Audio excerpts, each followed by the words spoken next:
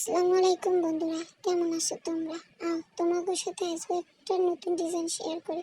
প্রথমে একটু সিল্কন বালা নিয়ে এতে তোমাকে পছন্দ মতো সুতা বাছাবা। ঠান্ডা লাগছে গাইস, এই জন্য কথা বলতে পারতেছি না। তারপরে দেখো, সুতা পেঁচানো হয়ে গেলে সুতাটারে গাম দিয়ে সেট করে দিব। এইরকমের দূরে চড়িয়ে আমি পেঁচাই নিলাম। তারপর পুঁতি নিব, পুঁতি নিয়ে গাম বসাইয়ে 3টা পুঁতি 3 কোণায় বসাই দিলাম।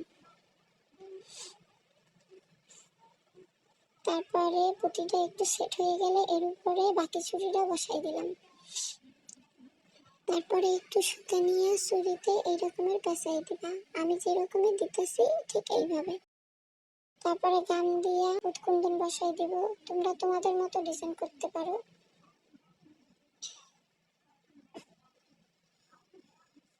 দেখো আমার ফুল বসানো হয়ে গেছে।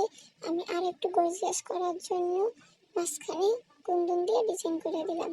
আমার কাছে তো ভালোই লাগলো, তোমাদের কাছে কেমন লাগলো কমেন্টে জানাবা।